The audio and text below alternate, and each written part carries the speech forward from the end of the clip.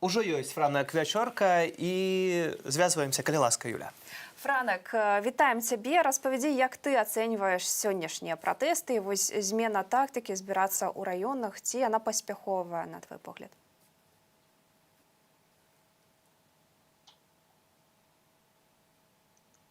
Не чуе нас пакуль. Франак, так ці разумею. чуваць нас, калі ласка. Прывітанне, Франак. Вось твая, можа, першая рэакцыя на тое, што ты сёння назіраеш у сталіцы і ў іншых беларускіх мясцовасцях. Новая тактыка, як і ацэньваеш, ці яна працуе, калі ласка? Новая тактыка працуе. Як мы бачым, што ўлады не гатовыя да новых формаў, да змены маршрутаў, да змены месцаў збора. Яны могуць папрацаваць стэлу, як у Баколаса, плошчу Перамогі, але як толькі людзі змяняюць нейкія традыцыйныя схемы, адразу міліцыя, АМОН, сілавікі буксуюць. Сёння яны спрабуюць бегаць за пратэстоўцамі, але заўжды спазняюцца. Нават калі Калёну ва ўруччы, як вы бачылі, разагналі, яна потым сабралася зноў і зноў.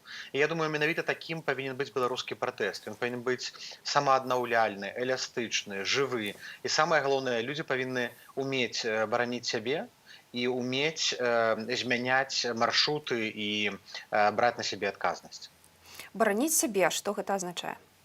Трэба самаабараняцца, разумееце. Тут выглядае, што супрацьстаяць бандыты, і калі гэтыя бандыты нападаюць, людзі павінны самаабараняцца, павінны абараняць сваіх там бабуляў, дзяцей, таму што паводле закону ў Беларусі самаабарона не з'яўляецца злачынствам. Адзінае, што бараніцца зброяй нельга, ужываць сілу нельга. Наш пратэст выключна павінен быць мірны, але не дазваляць сілавікам, напрыклад, разбураць Калёну, калі тая ідзе. Альбо, напрыклад, ствараць нейкія раённыя дружыны ў сябе на раёнах, якія будуць інфармаваць пра прыбліжэнне бусікаў сілавікамі ці вадамётамі. Ўжо прыйшоў час, гэта неабходна рабіць, проста мы бачым, што людзі і так самаарганізаваліся, але трэба гэтую самаарганізацыю яшчэ ўзмацніць.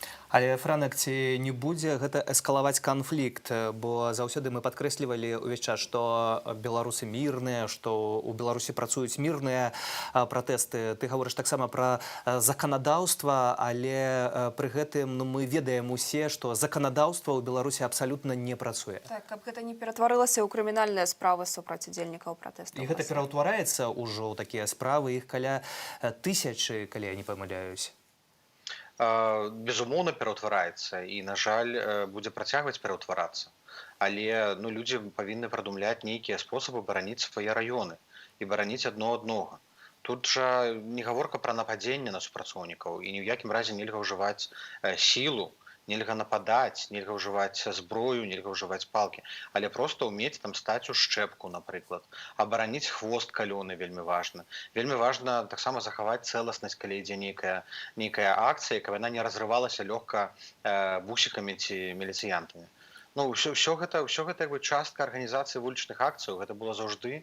Вось вы сёння бачылі, што некалькі разоў людзі здолелі адбіць сваіх хлопцаў ці дзяўчат. І гэта нармальна. Франак, калі змяніць крышачку ракурс, пра апошнія паездкі Святланы Ціхановскай, іх было дастаткова шмат, яны, зрэшты, увесь час адбываюцца. Якія з іх высновы самыя галоўныя? Бо вось у апошнім спісе гэта скандынаўскія краіны, Галандыя былі. Як гэта выглядае? Усе сустрэчы Святланы, яны скіраваны на тое, каб дапамагчы людзям, якія ў Беларусі. Таму што менавіта ад беларускага пратэсту, ад тых нашых герояў, якія выходзяць на плошчы па нядзелях, якія збіраюцца ў дворыках, смела вывешваюць сцягі, і залежыць поспех нашага паўстання. Задача Святланы — гэта па ўсіх сустрэчах абазначыць і прадставіць інтарэсы беларусаў, якія пратэстуюць цяпер, кожны дзень. Таму асноўная размова была пра тое, як пакараць вінаватых, унесці у спісы тэрарыстычных арганізацый ГУБОПікі і АМОН. Пра гэта гаварылася і ў Латвіі, і ў Нідерландах. Пра міжнародныя расследаванні. межах Европейского суда, в межах Международного крымінальнага суда. Міжнародная расследавальная група Еўрапарламенту павінна быць утвораная. Святлана ездзіць, сустракаецца, распавядае пра Романа Бондаренку, пра апошнія ініцыятывы людзей, якія з'явіліся, пра падтрымку, якая не патрэбная. Вельмі шмат падтрымкі аказваецца беларускім медыям. Ну і гэта заўжды пункт 1. Таму што мы бачым, што ўлады мэтанакіравана арыштоўваюць. Там Кацю Андрэеву з Белсата павязалі. Гэта ж все помста за актыўную медыйную працу. І задача Святланы гэта проста нікога не забыцца, нікога не упусціць і кожнаму еўрапейскаму лідару нагадаць, што беларусам патрэбная падтрымка цяпер. Не заўтра, не праз 3 месяцы, а цяпер прымусіць іх дзейнічаць хутка. І Святлана гэта адзіны чалавек, якая мае легітымнасць прадстаўляць інтарэсы беларускага народу, паколькі яна, хутчэй за ўсё, мяркуючы па пытаннях, выйграла выбары. Франак, таксама апошнімі днямі, вось апошні тыдзень дастаткова актыўна ідзе гаворка пра супрацу з Расіяй. І Павел Латушка гаворыць пра тое, што перамовы настолькі актыўныя, настолькі эфектыўныя, што ўжо нават магчыма будзе нейкі тэрмін вось агучаны гэтых спатканняў, сустрэчаў. Як гэты вектар супрацы выглядае? Ці сапраўды Еўропа, Масква сядуць за стол перамоваў са Святланай Ціхановскай ці з іншымі прадстаўнікамі каардынацыйнай рады і будуць размаўляць пра Беларусь? Калі пачнуцца перамовы, то ў якасці медыятараў там могуць быць і нашы суседзі, суседнія краіны і еўрапейскія краіны, еўрапейскі звяз і, безумоўна, Расія. Тут галоўна нельга дапусціць, каб адбываўся дыялог без удзелу беларускага народу. Таму што тое, што мы бачылі апошнія 3 месяцы, калі Крэмль наўпрост вырашаў пытанне з Лукашэнкам, так быць не павінна. Я думаю, што адносіны паміж Масквой і Лукашэнкам будуць ахалоджвацца. Нашы інсайты паказваюць, што там ёсць сур'ёзныя канфлікты. Дэдлайн, які, верагодна, Крэмль выстаўляў Лукашэнку на разгон пратэстаў, ён ужо заканчваецца. Ну і таму Расія проста пераходзіць да новай стадыі. Цяпер яна будзе спрабаваць вырашыць гэтае пытанне па сваіх сцэнарах. А наша задача зрабіць так, каб гэты сцэнар быў выгадны беларускаму народу і менавіта беларускі народ фармаваў парадак дня, а не Масква ці нейкія іншыя дзяржавы. Ці будзе там Масква мяняць там Лукашэнку нейкага свайго чалавека, зноў жа гэта не яе рашэнне. Гэта рашэнне беларускага народу. Наша задача зрабіць такім чынам гэты транзіт улады, каб толькі беларускі народ меў апошняе слова. А ці можна ўсё ж такі спадзявацца на дыялог з каардынацыйнай рады прадстаўнікоў Крамля? Я думаю, што непазбежна, проста няма іншага варыянту. Калі ўжо казаць пра сцэнары, то, я думаю, будзе так. Пратэст павінен працягвацца.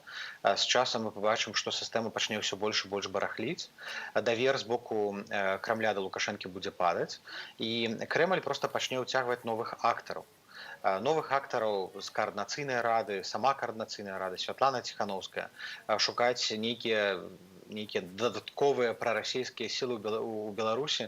У Маскве не атрымаецца, іх проста няма.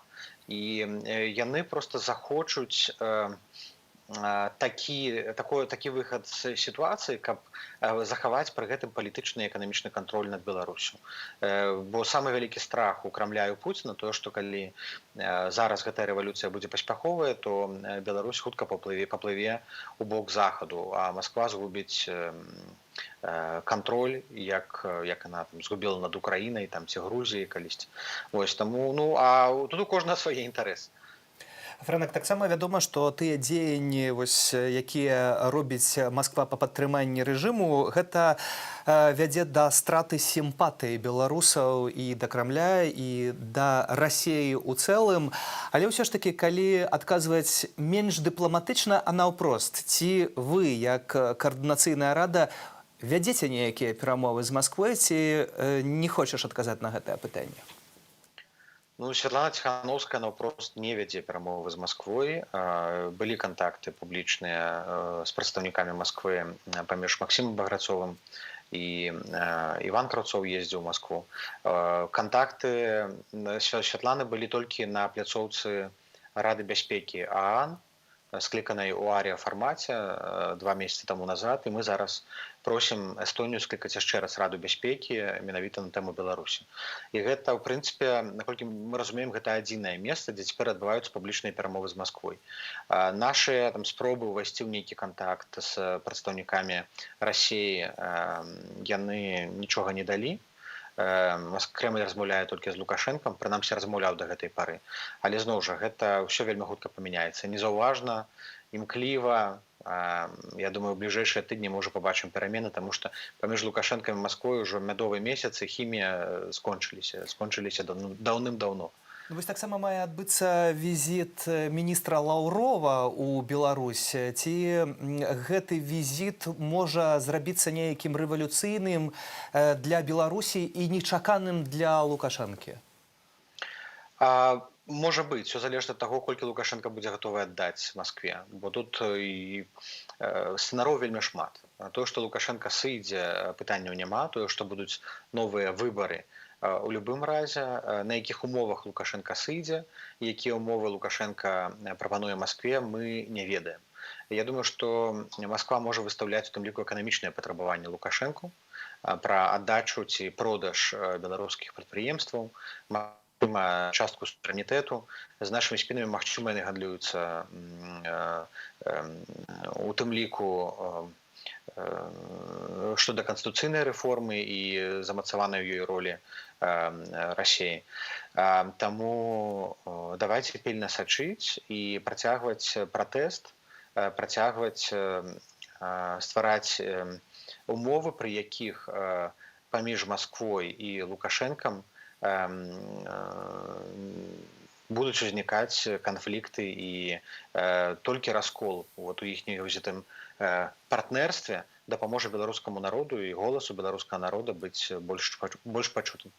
Франак, вось вяртаючыся да пратэстаў, гаворка пра тое, што адбываецца і ў сталіцы, і ў іншых гарадах, і часта можна такое прачытаць песімізм, што пратэсты нібыта здуліся, але калі глядзіш на тысячы людзей і ў розных абсалютна раёнах, у розных мясцовасцях, то хіба гэты аптымізм акрыляе, што ёсць надзея і пратэсты не спыняцца так лёгка?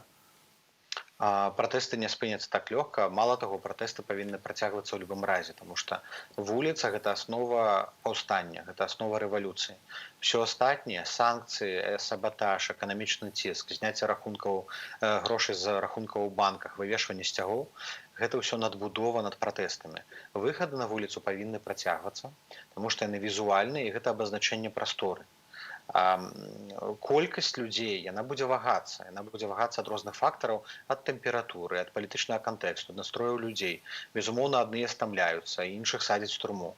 Але ні ў якім разе нельга расчароўвацца. Гэтая тактыка мірнага пратэсту, калі кожны тыдзень выходзяць маршы сотні тысяч людзей, яна дае плён.